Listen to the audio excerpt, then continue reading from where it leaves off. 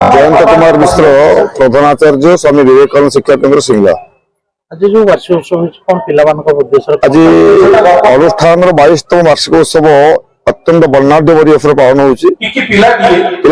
अंतर्निहित प्रतिभार विकास सहित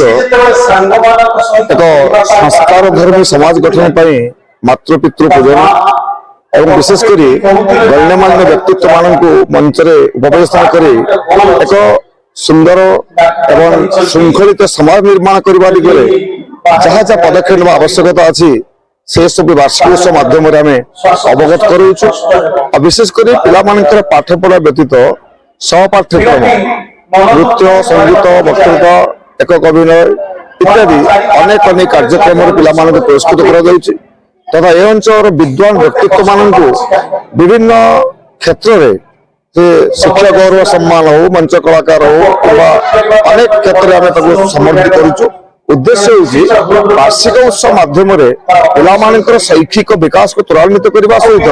समाज में किसी कल्याण करने समाज को मुख्य स्रोत को आने मुख्य बड़ उद्देश्य आज समाज आज हूँ स्वामी विवेकानंद शिक्षा केन्द्र मातृ सम्मेलनी एवं समर्पण दिवस। आज कार्यक्रम माँ मान को मोर अनुरोध समस्त माँ मैंने निजर पिला को बड़ लोक करने जिते चेष्टा न करूँ बर भल मनीष कर भल मनीष किसी नहेले भी 5 जन लोक भल कर बड़ मनीष गुड़िक निजर बापा माँ को भी खाया दौना वृद्धाश्रम छाड़ुं मोर विश्वास यदि बापा माँ मैंने निजर पिला को प्रणाम शिखेबे ता पूर्व निजे निजे शाशु शशुर बापा माँ को प्रणाम करंतु